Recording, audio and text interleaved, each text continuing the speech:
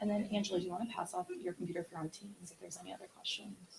It's not on Teams. Oh, okay. So it's just all the questions are going to be funneled you. Okay. But I'm just doing internal. Should we start? Yeah, you can start. Okay. Yeah. Sounds good. Good morning, everybody. My name is Katya Obraz, and I'm a grant specialist with the EPA Region 9 Grants Branch. I've been with the branch for about 2 years now, and this is the second annual tribal conference I've attended, so I'm very happy to be here. Today, for our session, we are going to be focusing on how to navigate the administrative grant requirements, focusing on fast-tracking your grant award and ensuring compliance. Next slide. So today's topics will include a Region 9 Mission Support Division overview, Region 9 grant updates and reminders with a focus on the fair share objectives, tips for avoiding grant award delays, and we'll end with simplifying the compliance process from a tribal and EPA perspective. I'm now going to pass it off to Angela Mendiola.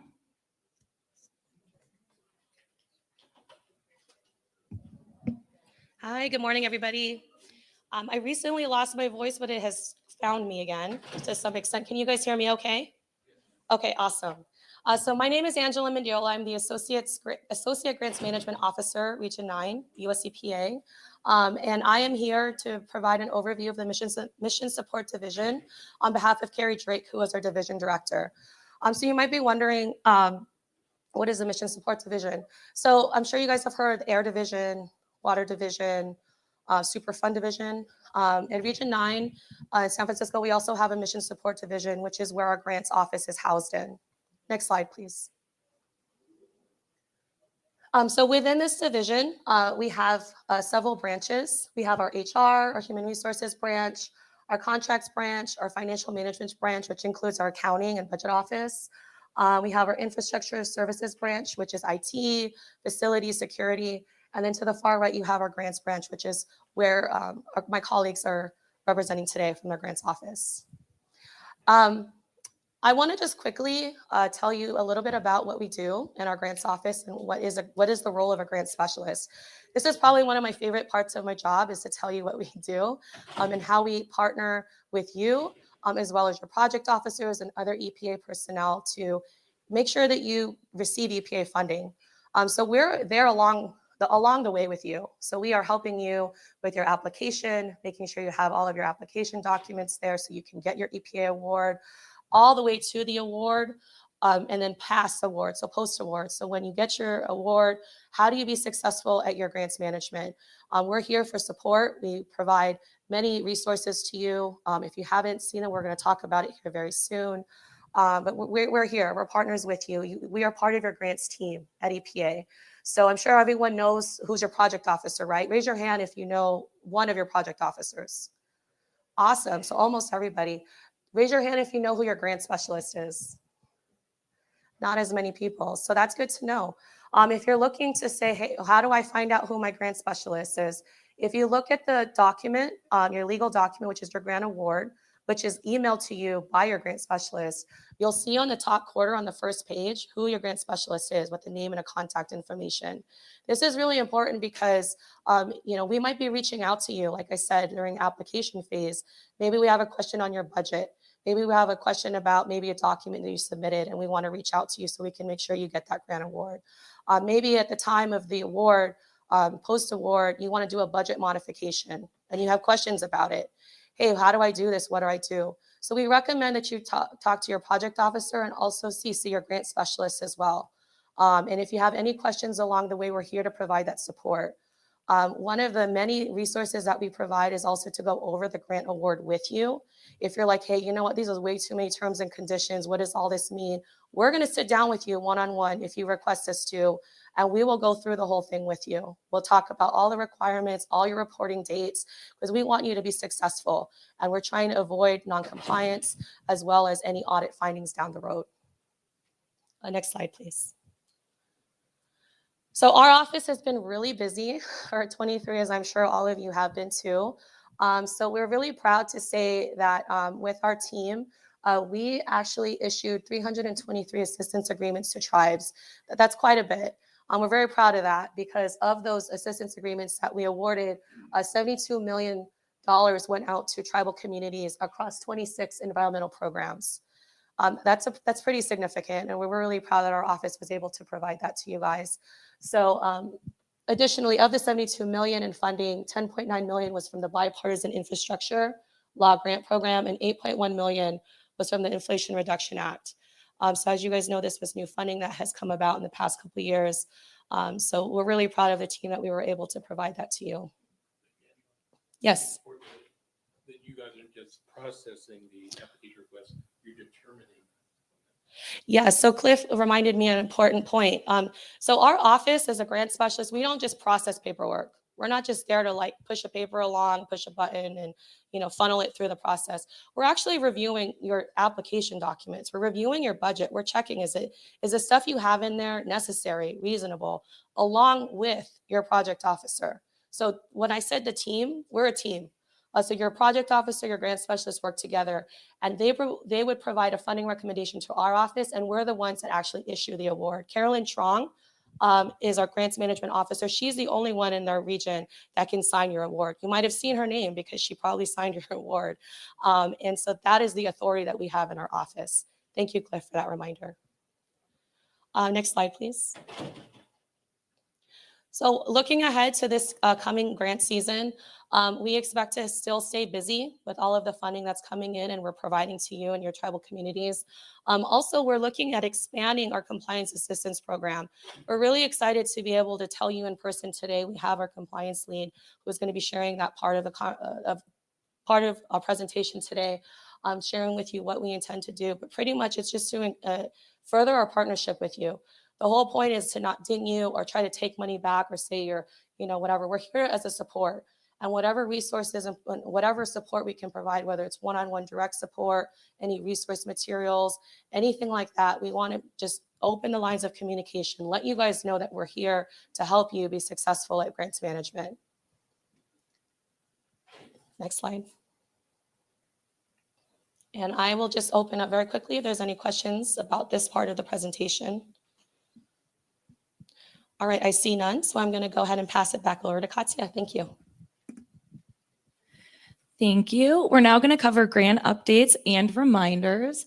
The first being that the grants branch has welcomed 3 new grant specialists to the team in the past couple of months, Matthew Knoll, Jacob Franco, and Carla Carrillo Castillo, and they will be able to introduce themselves later in the presentation, but we're very happy to have them in our team. As Angela mentioned, if you're unsure who your grant specialist is, you can refer to your grant award, page 1, which will list your grant specialist, your project officer, and their contact information.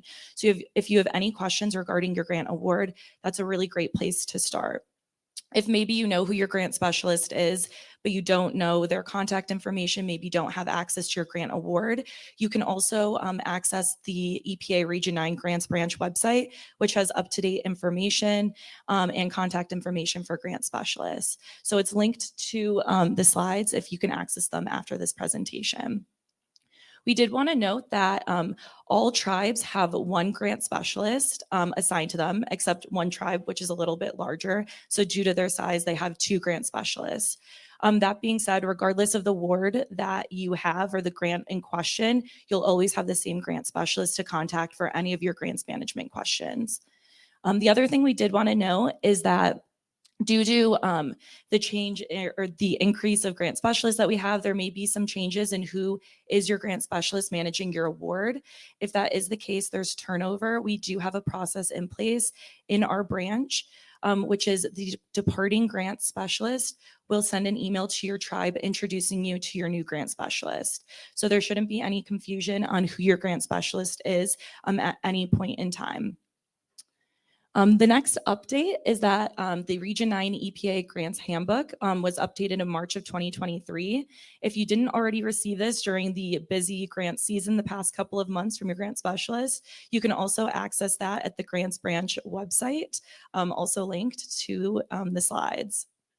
Another reminder is that the EPA Office of Grants and Debarment, also known as OGD, has updated resources, trainings, and webinars that are constantly, being updated in current time. So definitely check that out. If you have any questions regarding how to create a budget narrative, maybe questions on indirect cost, I highly recommend you visit that website. Has a lot of great resources on grants management.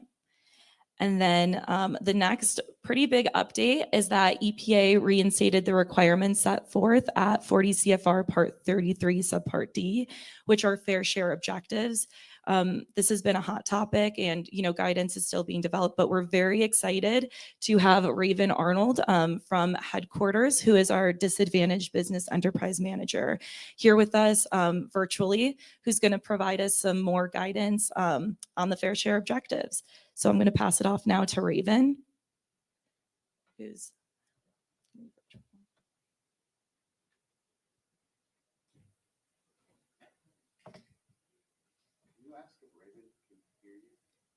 Raven, can you hear me?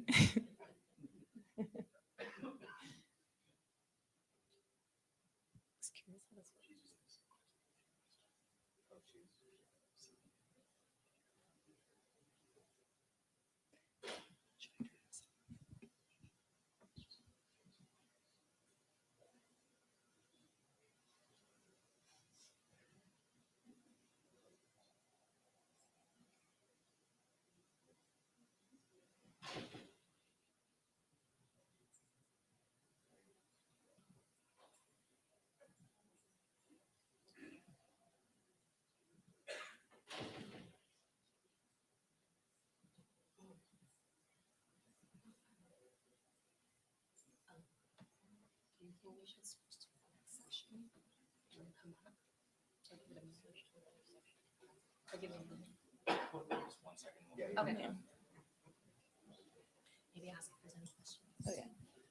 Are there any questions while we wait for Raven?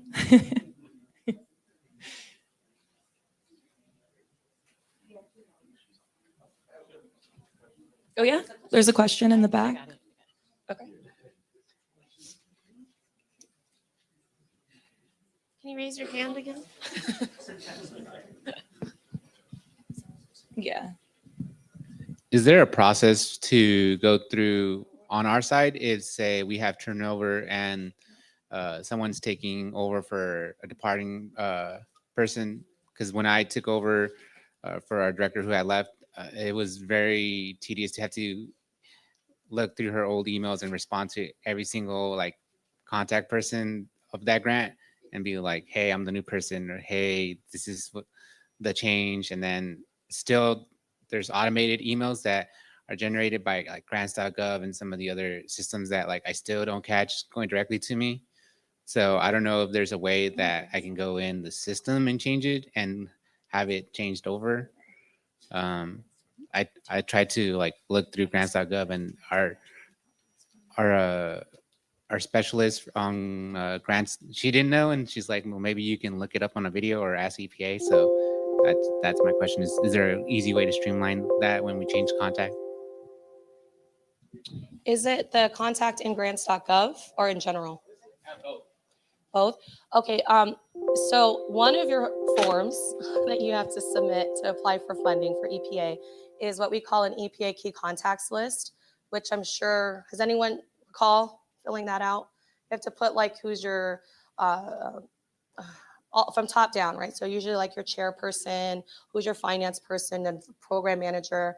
So that is a required form at the time you get an award. Things change.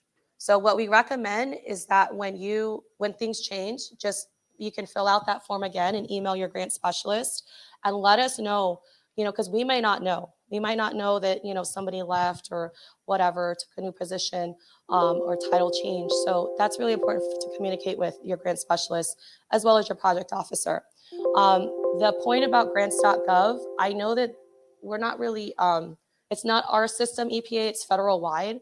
So there is a 1-800 number contact on the website that I would recommend contacting if you have questions about changing access rights and all that, because I believe you need to have specific access rights to upload and do stuff. Not everybody can just go into your profile and start adding stuff. So I would recommend looking at the 1-800 number for that support. But great question. So we have a new grant writer in Los Coyotes. And in SAM.gov, it connects you. Hi, good morning. But yeah, and in SAM.gov, whenever we hire a third-party grant writer, it's connected directly to grants.gov. So we have our POC, which is our chairman, and then we put her as the electronic POC. And then I'm the last one and the third one for the alternative POC for business. And then you get listed in grants.gov and we select whether you're going to be the AOR standard or extended. And then you could go from there. But yes, you should call the 800 number if you need to, but that's what we had to do. Thank you for that. It always helps to have people who use the systems. Well, and I'll tell you right now, we wish we could log into grants.gov, but it is so secure that we can't even create a fake profile because it's all tied together, right? We can't even create a fake sam.gov because it's so, you guys all know about this if you've used it. It's such a secure system. So we can't really go through that experience like you would. So we rely on their support team to provide support to you. Yes. Here. Federal Live, you said, oh, I was asking if that support line, that number, Federal Live, that was the name. Grants.gov has a 1-800. If you Google just grants.gov and go to help and support, they're really amazing. I've called them several times because I've had to call on behalf of people. I called the 1-800 number and there's a live person who answers the phone. I was like, yes. You guys have to go through push 2, push 5, push 0, and it hangs up on you. Yes. Yeah, just along the same lines that Eddie was talking about, can we also get some, can we have EPA Region 9 make sure that we know when the grant specialists change? Mine did recently, I didn't know it. Yes. I wasn't sure if you were here for Katya's part of the presentation. She did mention that we have the process in place where so first of all, you saw all that money we're getting, right? We're hiring more staff in our office because we couldn't do it with our, whatever we had, 13, 14 grant specialists. It was just, we needed more support in our office to provide, to push out all that money. So we have some change in grant specialists internally, and we recognize that. So our process is, as Katya said earlier, when the former GS transfers to the new grant specialist, the former GS would send an email to the recipient and say, hi, it's nice working with you, and this will be your new grant specialist. There's also internally a briefing between GSs to make sure that the information is passed. So the former GS will meet with the new GS and go through, where things are at, talk about the recipient, and just make sure that the new GS is briefed and is up to speed on some of the issues and challenges that the recipient might face. Yes. Is there another question? Is there a time frame for that? For when you'll get the email? Yeah, when we get notified? We'd like to think it's happening as soon as it happens, but if you have a case in which that didn't happen, we'd like to know about it. Yeah, and I'm sorry that happened, and I have to look into it, but our process is that at the time of change, that email will go out so that you are notified. So it sounds like that didn't happen in your case. Yeah. I didn't get the notification. I'm sure somebody did. No, that's important to know. So I'll look into it further. I mean, this is really good feedback for our office to know, because you want to make sure that we're emailing and contacting the right folks. So I apologize if that happened, and we'll look into making sure that doesn't happen again.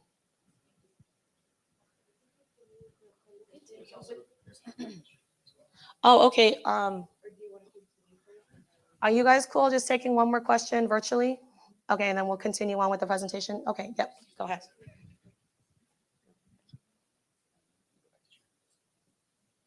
So Irene asks, is there a cheat sheet for new employees who fill positions of contacts that we should be connected with, recommended meetings, trainings that can help us meet requirements? Yes, was the question a cheat sheet? Yes, absolutely. We're so excited because we have copies, hard copies, and we have links to all of our stuff. Okay, so at the time of award, one of the things that we actually implemented, I would say probably within the past year, is adding a cheat sheet just with that information. So when you get your grant award emailed to you by your grant specialist, we're also including what we call this cheat sheet. And it's just to make sure that you have a kind of a one-stop place where you can go in, you can just get all the regulations, all the links, like a quick glance. You're not reading through, regulations and the 2 CFR and all that, but just to be able to have a quick guide. So yes, we do have a cheat sheet. We have some that we printed out for you folks for today, as well as links to this so that we can make sure that you guys know how to get it if you didn't already receive it from your grant specialist. I believe we have handouts. The ones that we printed. We're going to continue, though. We're going to skip Raven's part because she's still trying to get on, and then we're going to go to Jacob and Carla's. Okay, so we're going to go ahead and unfortunately, we're still having technical issues with our virtual presenter. So we're going to just skip this for right now and see if we can get her on right after. And we're going to move on to our next section. So I'm going to pass it over to Jacob. Hi, everyone. I'm Jacob. Like Katya said, I'm one of the new grant specialists in Region 9. I've only been here a couple months, but excited to talk to you all. In addition to being a grant specialist, I'm also a member of the Wyandotte Nation in Oklahoma. Unfortunately, not one of the tribes represented here in Region 9, but getting to serve other tribal communities is one of the things I take most pride in as a grant specialist. So with our presentation on tips for avoiding grant delays in your application and budgetary materials, we're really looking to try to help streamline that process. We got to sit in on the RTalk meeting earlier this week, and we heard a lot of the concerns about the bureaucratic kind of bloat that placed upon tribes, and we share a lot of those sentiments. I don't get to my desk in the morning and think to myself, oh boy, I can't wait to see how many 4,700 forms I get to review today.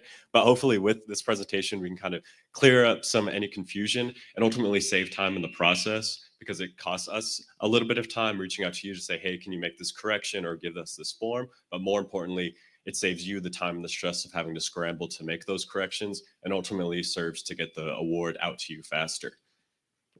Next slide, please. So first, with application pitfalls, the 3 main ones we see in applications most commonly are indirect cost rate agreements, lobbying forms, and your SAM.gov registration. Starting with the indirect cost rate agreement, if you are looking to make indirect cost rate drawdowns, you need an active agreement on file. You can budget based off an expired agreement, but you will not be able to make drawdowns from your ASAP account if there's not a renewed one on file.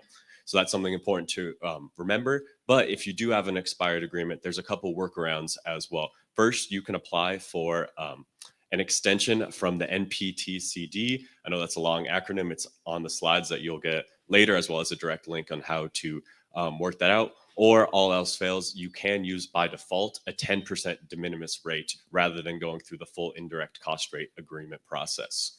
The next one is the lobbying form, which from talking to other GSs is probably the single most common one we see missing in the application package. And from talking to recipients, we've heard that's because it's not actually listed on grants.gov among the application materials that you're required to submit, but it is included in our Region 9 application guide. So that's a resource I would highly recommend you guys check out both before and after you've prepared your application materials as kind of a foolproofing check to make sure you have all the materials that you're required for, and specifically the lobbying form, which is required for all grants over $100,000. And finally, SAM.gov. I'm sure all of you have already heard about SAM.gov at this point, but the thing that we see the most common errors with is in terms of your official name and address listed on SAM.gov, there being a discrepancy between that and then what we see on the SF424 in your application, which then causes a bit of a grind, and we aren't able to actually process the award if there's a mismatch in those names. So I'd highly encourage you all to recheck your SAM.gov registration and make sure that official name and address are the same as what you are using in grants.gov when you're submitting your applications, as well as to check that renewal date, because if it expires or lapses prior to the actual start of your next award, again, you will not be able to make drawdowns from your ASAP account. So hope that's a little bit of information for y'all, and it will be included also in our application guide. And there's some links at the end of this presentation as well if you want more detailed information on any of these specific forms. I see a question here.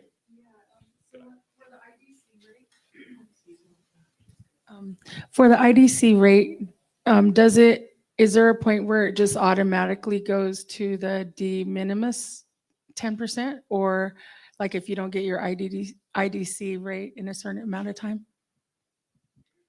Yeah, by default, you can use that 10% de minimis, but I believe, and correct me if I'm wrong, you should state that that is what you're using in your budget and make sure that you don't include a higher percent indirect cost rate anywhere in your budget or make drawdowns on a higher rate that you may have had in a previous indirect cost rate agreement. All right, so I'm going to turn it over to Carla. Oh, There's a question back here. Oh, I have the mic. Can you pass this down? This is a follow-up to the IDC question. So if when you submit the grant, you use a de minimis because you haven't negotiated, your rate is in negotiation, then your award comes around and maybe that negotiation still isn't finished, or maybe you finished it and you have a new indirect rate. What do you do then? Can you draw down on your new rate?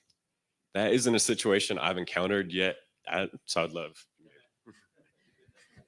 Okay, so there's two things to remember: budgeting and drawing down. So when you do your budget and your work plan and all that, you're saying that for the amount that you're getting, that you're receiving in the APA award, you're going to spend the money in these ways. So if you budget the 10% and you finalize your negotiated rate and it's higher, you might need more money, right, to cover that difference. What I would do at that point is when you get that rate, when you get the higher rate and you're ready to do a drawdown, check in with your project officer, check in with your grant specialist, and see if it warrants a budget modification, because you might not have enough in that line item to cover that difference. Thank you. Great questions. Any more about this specific topic? Okay, so we're going to continue. So we're going to continue with this next slide and then wrap up this section. And then we're going to, it looks like Raven is online, ready to go. So we'll just kind of shuffle a little bit. So bear with us, but I'm going to now pass the mic. Oh, thank you, Jacob. I'm going to now pass it over to Carla.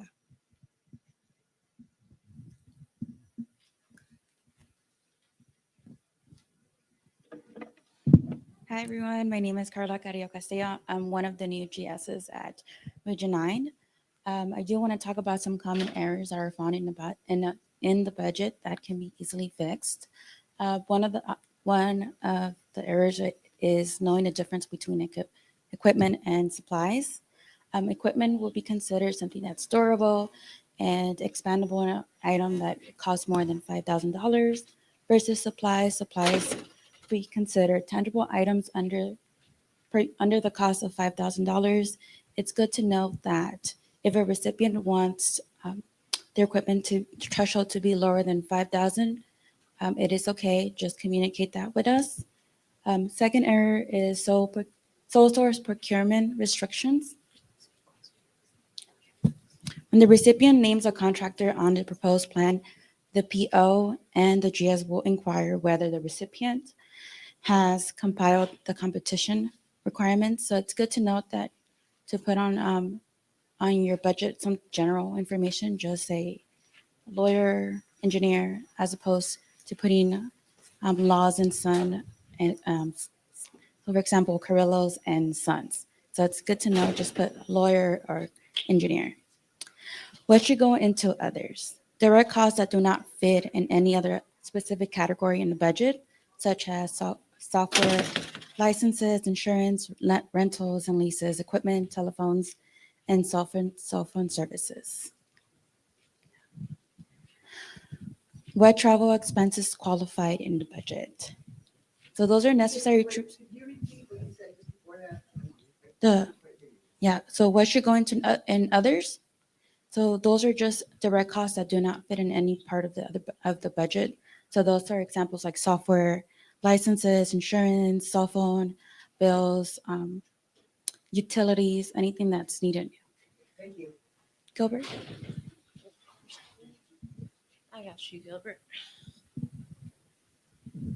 So I'm a project officer for EPA. And one of the concerns is that, with the grants office is that some of the tribes have criteria for equipment and supplies, and it doesn't always match dollar figures for our grants office. So how do you guys suss out when a tribe says this item, say a laptop, is equipment, but because of the dollar figure, you guys classify it as supply? Pass it over to Angela. Thanks, Gilbert. That's a great question and something that kind of happens a little bit more often than not. So I think what you're asking, Gilbert, is what do you do if the threshold for equipment is lower than the $5,000 equipment threshold for federal standards?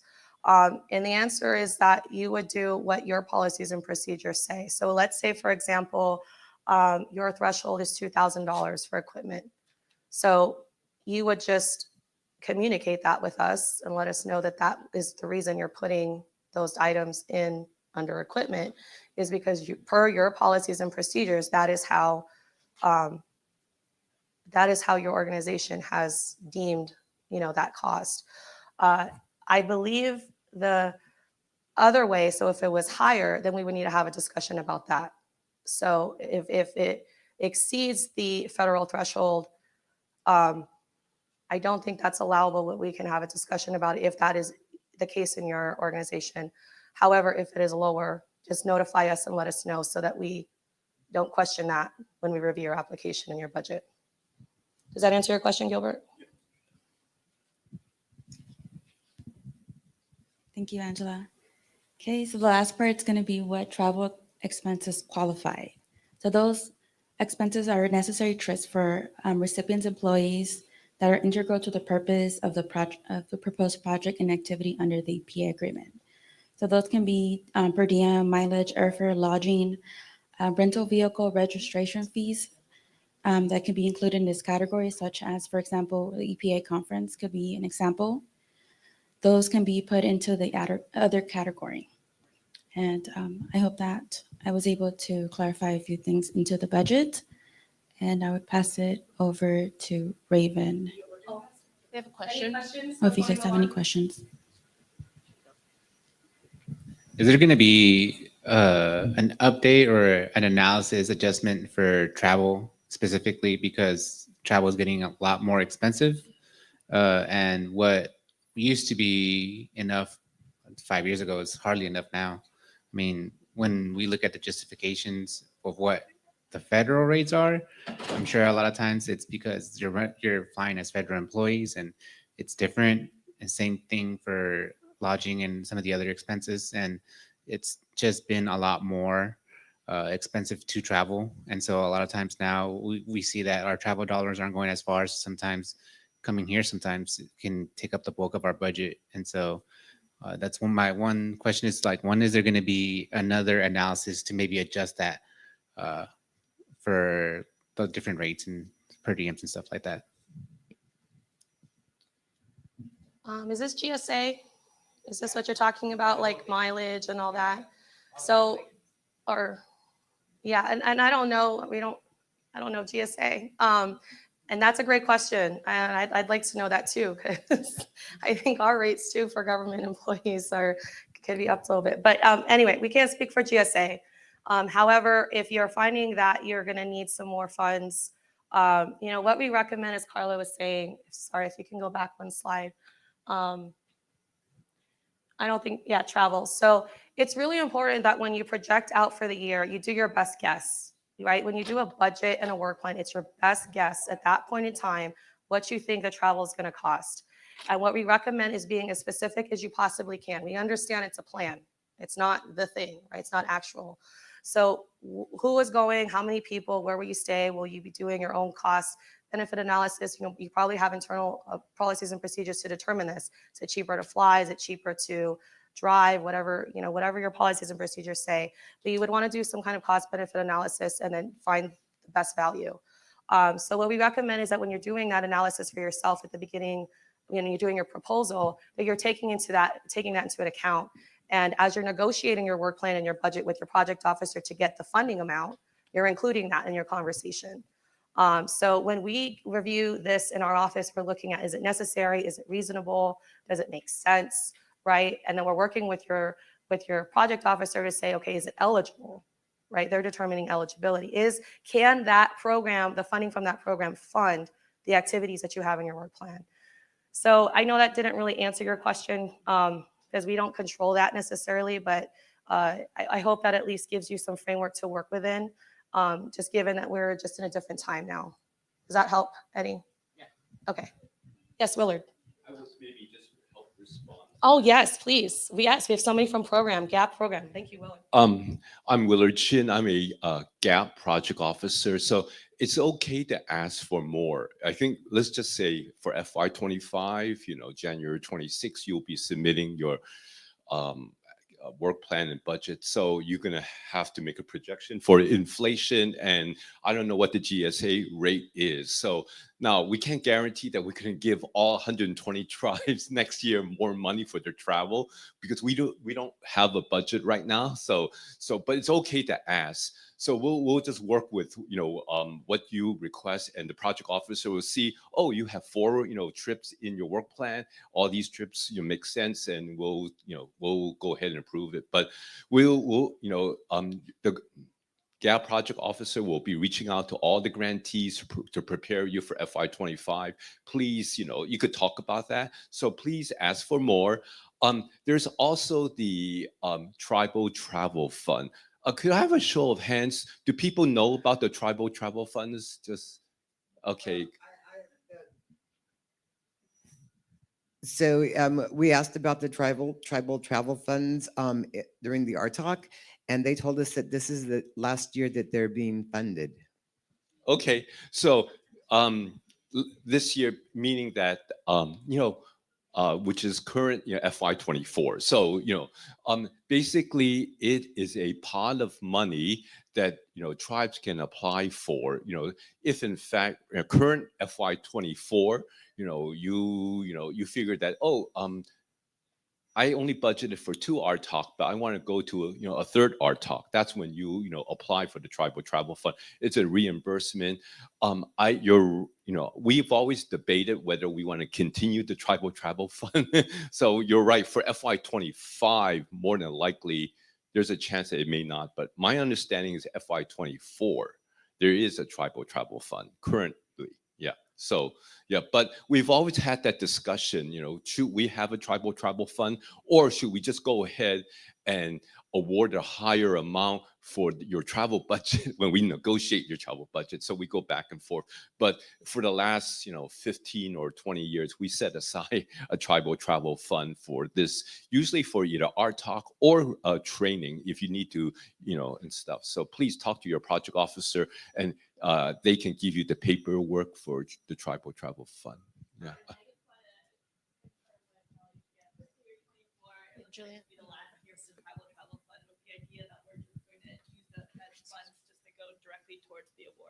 Sorry, I should have used the mic. So I just want to affirm what Melody said. Yeah, fiscal year 24 will be the last year of the Tribal Travel Fund, but it is available for this fiscal year. So if you do have travel that isn't in your budget, that's GAP eligible, please let your project officer know that you might want to tap into those funds. But yeah, I think the plan right now, as I understand it, is to discontinue the following year and just have those funds go directly to the GAP awards. Willard and Julianne, thank you so much for being here and answering that question. And I'm sure there's going to be more questions about that. I'm put money on that one. So for just the sake of time, we have 2 other presentations. We just want to make sure that you are getting the information to you directly. We do have Raven on, and then we're going to go ahead and move into our last part because I realize that we're getting short of time. So bear with us. We're going to now go ahead and connect Raven. And thank you, Carla.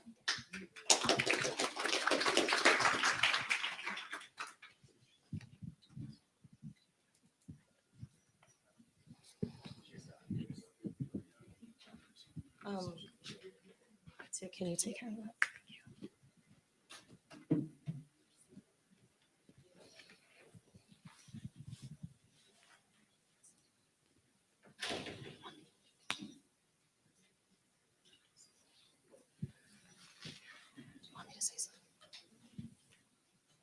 All right, Raven, if you are on, feel free to go ahead and begin. You have your PowerPoint up on your title page.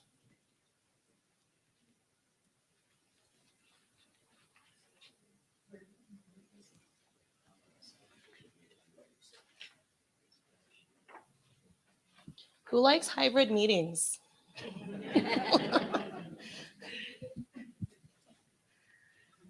I feel like every time we do this, there's always something. I know. And this is the place with good connection too, so, you know. If we can't do it, we have one more section and we'll try one more time. We just really want Raven to cover this. It actually came up, this topic, the fair share objectives and the new requirements. So we just thought it was really important to share it with you guys today. I'm going to take a quick question in case Raven needs more time. Oh. You can try. It did? Well, apparently we're in the best room, so let's try that. Should we try that? Sorry, excuse me. Okay, we're going to try calling her.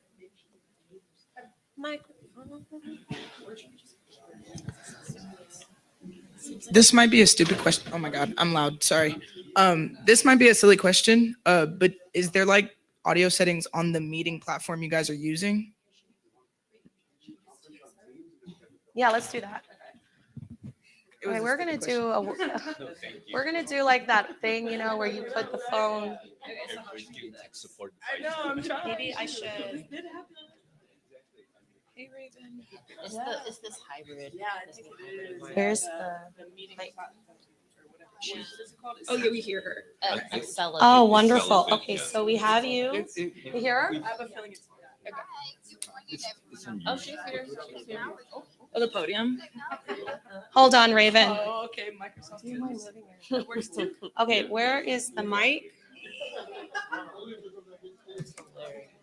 You guys know where the mic is? Go ahead, Raven, start talking. Good morning, everyone. I apologize. Technology doesn't want to be our best friends today. Can't hear. Hold on, we still can't hear you. Hang on. Okay, we're gonna walk over here again, get our steps in. Hang tight.